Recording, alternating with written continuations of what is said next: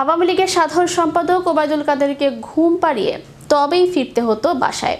অভিনয় আর দক্ষতায় দর্শকের মনে জায়গা করে নিতে না পারলেও কাদেরের মনে ঠিকই জায়গা করে নিয়েছিলেন অভিনেত্রী জাহারা মিতু। বিস্তারিত থাকছে ডেস্ক রিপোর্টে।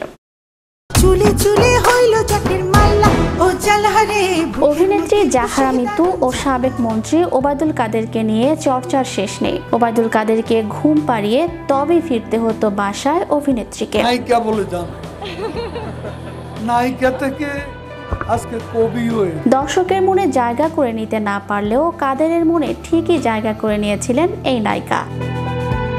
রাজনৈতিক প্রভাব খাটিয়ে নিপুণের মতো চলচ্চিত্রের নায়িকাদের আওয়ামী লীগ নেতাদের সখ্যতার কথা সামনে আসতে শুরু করেছে। ক্ষোভ ঝেড়ে অভিনেত্রী মিতু লিখেন, ডিজিটাল যুগে সবকিছুর রেকর্ড থাকে।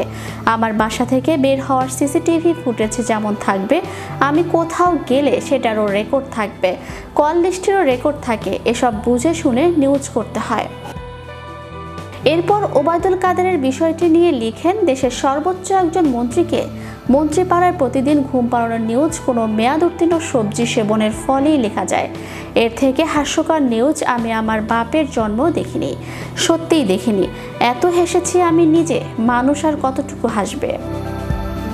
কোনো সোর্স নেই, আমার বক্তব্য নেই, কোনো প্রমাণ নেই, আর আমার নাম ডিরেক্ট লিখে দিলেন। একজন রাজনৈতিক ব্যক্তির নামে ভিউ বলে ভিউ বাণিজ্যে এতটা নিচে নামলেন। একটাবার ভাবলেন না মেয়েটা আসলেই কোনো দিন ওই ভাইয়ের সাথে একা দেখা করেছে কিনা? খবর নিয়ে দেখেন ভাইরা, একটু একটু করে বের করেন প্লিজ। নিজেদের সাংবাদিক দাবি করেন, সত্যিই দাবি করেন, আজ থেকে আর কইরেন না। আমি চুপচাপ আমার মতন থাকি, থাকতে দেন। কবি তো নীরবই ছিল, মুখটা খুলাইলেন কেন? সাবেক মন্ত্রীর সঙ্গে নাম জড়িয়ে পড়ায় খুব দমিত।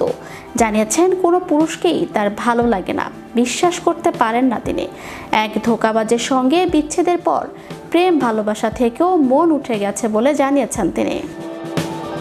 একটি প্রতিযোগিতার মাধ্যমে বিনোদন অঙ্গনে পা রাখেন জাহারা মিতু। তারপর উপস্থাপনা হয়ে চলচ্চিত্রে অভিনয় করেছেন তিনি। তাকে নিয়ে আলোচনাও কম হয়নি, বিশেষ করে মন্ত্রীর সঙ্গে সখ্যতা নিয়ে প্রশ্ন উঠেছে। তবে ওবায়দুল কাদেরের সঙ্গে জাহারা মিতুর সখ্যতা ছিল এটা সকলেই জানেন। তার সিনেমায় মহরতে হাজির হয়েছিলেন কাদের। তারপর বইমেলায় ব্যস্ততা সত্ত্বেও ওবায়দুল কাদের নায়িকার কবিতার বইয়ের মোড়ক উন্মোচন করতে চান।